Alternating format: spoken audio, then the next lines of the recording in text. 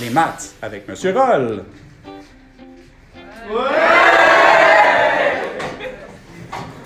Bonjour. Donc, dans cette vidéo, nous allons voir comment faire des démonstrations trigonométriques.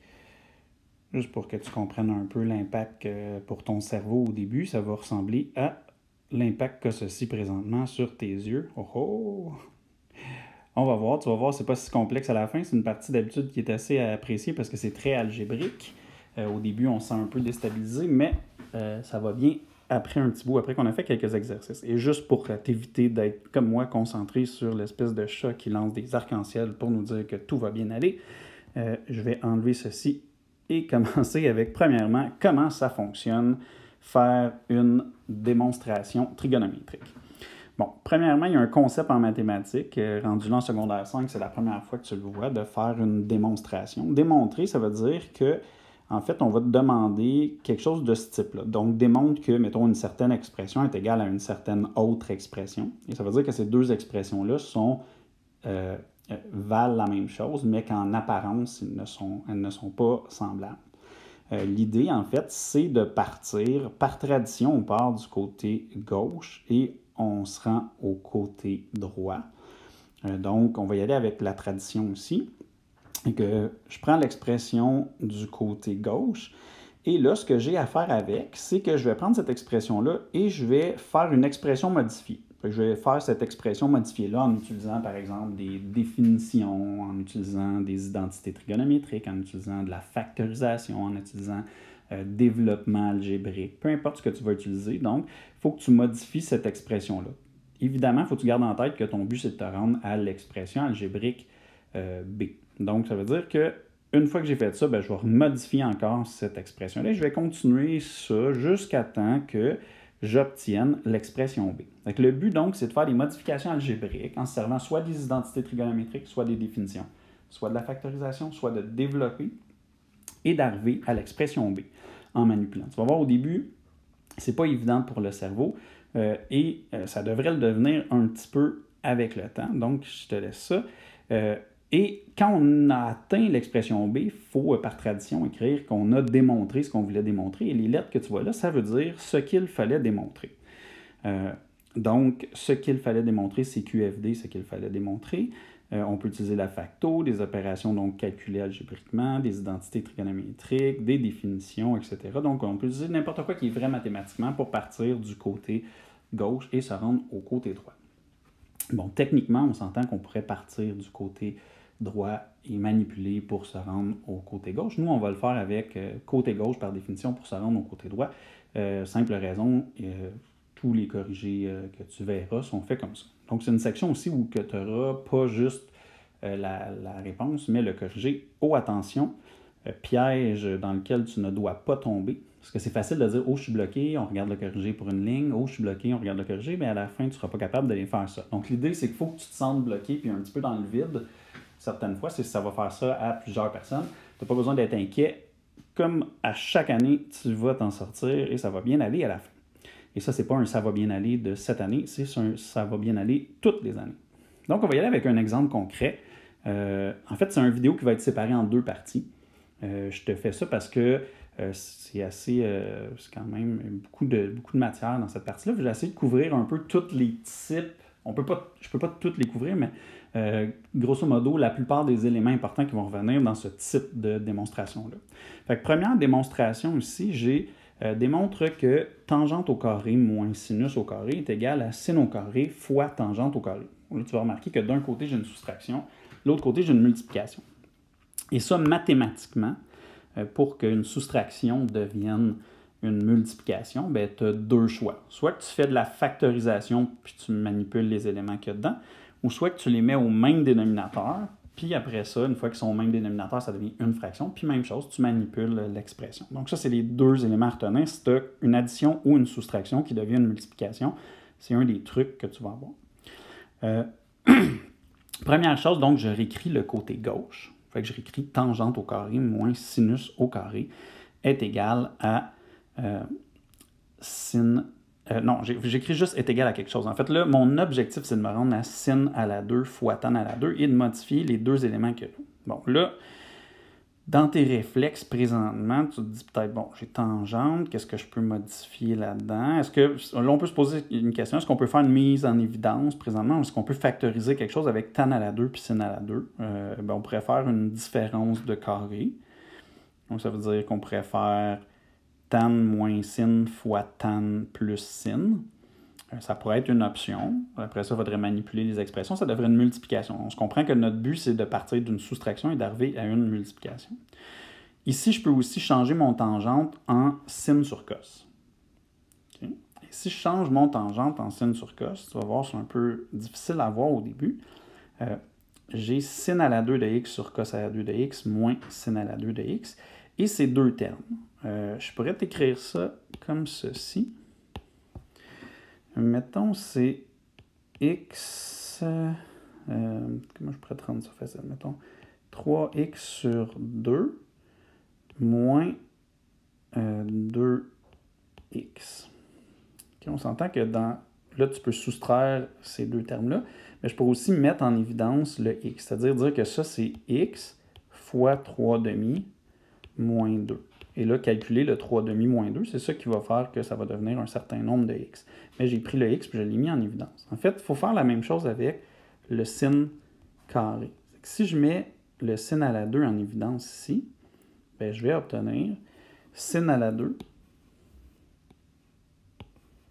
sin à la 2 qui est aux deux emplacements, soit là et là. Et vu que je l'ai mis en évidence, bien, à la place de sin à la 2 se trouve le 1 et le 1. Donc, celui-là, c'est celui-là. Celui-là, c'est celui-là. Et si je redistribue, ça fait sin à la 2 fois 1 sur cos. Ça donne bien sin sur cos. Sin à la 2 fois moins 1, ça donne bien moins sin à la 2. Donc, l'objectif ici, quand on a changé en sin sur cos notre tangente, c'était d'obtenir un sinus au numérateur. Et une fois que j'ai sinus au numérateur, bien, j'ai sinus aux deux numérateurs. On s'entend, là, tu me dis, bon, la fraction deuxième, pas une fraction, mais sin à la 2, c'est la même chose que sin à la 2 sur 1. Donc, il y a un sin à la 2 au numérateur d'une fraction qui est sur un dénominateur de 1. Et ce qu'on a ici, donc, sin à la 2, il est réglé. On l'a trouvé. Ça veut dire que quand tu as atteint quelque chose, là, j'ai atteint sin à la 2 fois tangente. Ce qui veut dire que là, j'ai sin à la 2 fois cette parenthèse-là. Et ça veut dire que cette parenthèse-là, c'est tan à la 2. Il nous reste juste à trouver pourquoi cette parenthèse-là, c'est tangente à la 2. Et ce que je vais faire, c'est que je vais prendre mon 1 sur cos carré et je vais le remettre en ce qu'il vaut, c'est-à-dire 1 sur cos par les définitions. On se rappelle de nos définitions. J'ai mis ici ta fiche que tu devrais avoir tout le temps en main. Donc, 1 sur cos, c'est le sécante qui est ici. Et ça veut dire que je peux écrire que ça, c'est sin à la 2 de x fois sécante 2 moins 1. Là, quand tu vois quelque chose comme ça, on s'entend, il y a cosécante, sécante, tangente, cotangente, sinus, cosinus, moins 1 plus 1. La première chose que tu devrais faire, c'est regarder tes identités trigonométriques. Fait que sec 2 moins 1, on retourne ici. Moi, ce que je veux, c'est sec 2 de x moins 1. Et si tu regardes l'identité 2, ici, si j'envoie le 1 de l'autre côté, ça devient moins 1 ici, il n'y a plus de 1 là, donc ça vaut tan à la 2. Et ce qui veut dire que par l'identité 2, sec 2 moins 1 va devenir tan à la 2 de x. Et là, ce qu'on voulait, c'était partir de tan à la 2 moins sin à la 2 de x et obtenir sin à la 2 fois tan à la 2, et on vient de le trouver. Donc, il faut écrire, c'est ce qu'il fallait démontrer. Donc, ça ressemble à ça une démonstration. On va faire 2 autres exemples dans cette vidéo-là, et après ça, je te fais une autre vidéo où je t'en fais des un petit peu plus complexes. Celui-là n'est pas nécessairement facile. On s'entend au début, il n'y en a pas vraiment des faciles parce que ça joue dans le cerveau. C'est normal, il ne faut pas que tu t'inquiètes. Donc, deuxième exemple. Démontre que sinus au carré de θ fois sécante au carré de θ est égal à tan à la 2 de θ. Bon, je vais essayer, fais pause, essaie de le faire, puis on le fait ensemble.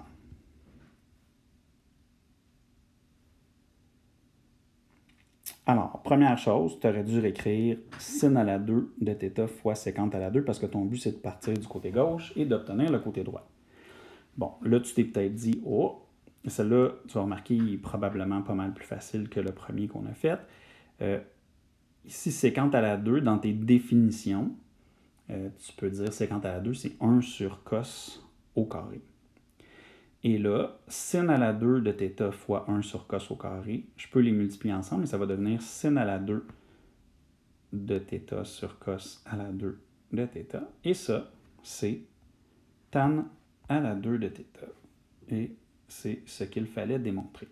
Fait que, comme je t'ai dit, il y a des fois où tu vas passer vite dans la démonstration, qui sont beaucoup plus simples, mais des fois où c'est plus complexe. Fait que je te fais de tous les types. Ici, dans cet exemple-là, ce qui est à retenir, c'est que souvent, un peu comme dans les simplifiés, il faut que tu prennes les éléments puis tu les modifies en sin et cosinus. Ce n'est pas tout le temps le cas. Tu as vu dans le premier exemple, on a fait un des deux. Ça nous a permis de faire une mise en évidence. On aurait pu le faire d'une autre manière, en fait de plusieurs autres manières, mais souvent c'est une béquille, si on veut, ou un aide pour faire tes démonstrations. On y va avec un troisième exemple. Et dans ce troisième-là, j'ai un peu le même type que ce que j'ai retrouvé au premier. Donc, j'ai tan t plus cot t est égal à sec t fois cosec t. Là, tu vas remarquer, on change les lettres. Ça peut être θ, x, sigma, alpha, on s'en fout. C'est juste une lettre qui représente une variable. Et là, j'aime bien faire des petits jeux de mots poche avec ça. Fait que c'est tanté et coté. Tu vas peut-être remarquer. Aussi, j'ai dissecté. Oui, je sais, poche. Même chez nous, je peux en faire des pas bonnes. Donc, ici, première affaire à faire, j'écris le premier côté. Et vu qu'on en a déjà fait un, je te laisse essayer de le faire et on regarde ce que ça donne ensemble.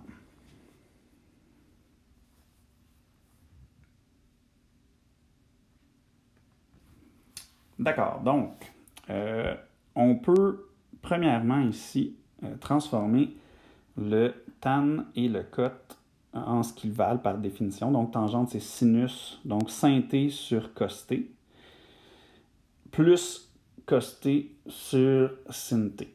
Bon, c'est sûr qu'un sin t peut accoster, et ça continue. Bref, ici, j'ai deux fractions, et là, tu vas te rappeler de ta section qui était en secondaire 4, addition de fractions rationnelles. Et ton but, quand tu as une addition de fractions rationnelles, évidemment, il y avait des restrictions, on ne les fera pas ici.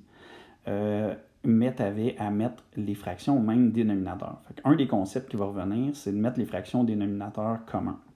Il y a une des fractions, son dénominateur, c'est cos de t, et l'autre, c'est sin de t. Donc, pour que les deux fractions aient le même dénominateur, il faut premièrement prendre la première fraction et la multiplier par sin de t sur sin de t, et la deuxième fraction et la multiplier par cos de t sur cos de t.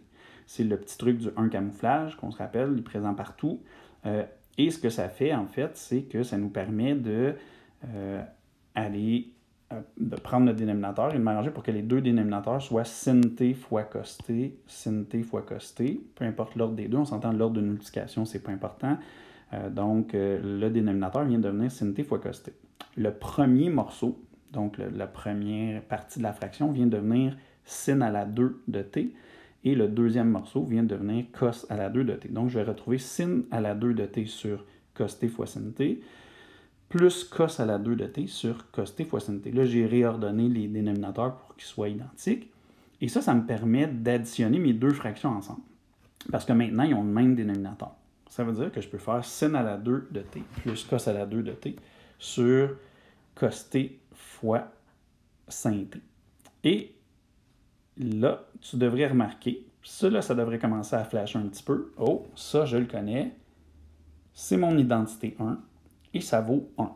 Ça veut dire que quand je prends mon identité 1, je retrouve 1 sur cos t fois sin t.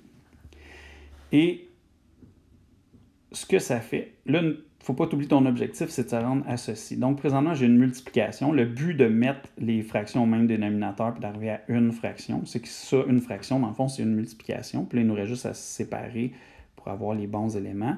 On est rendu à la place où on a 1 sur cos t fois 1 sur sin t, parce qu'on se comprend que ça ferait la même chose d'avoir 1 sur ça fois 1 sur ça, puis que la ligne ici soit séparée.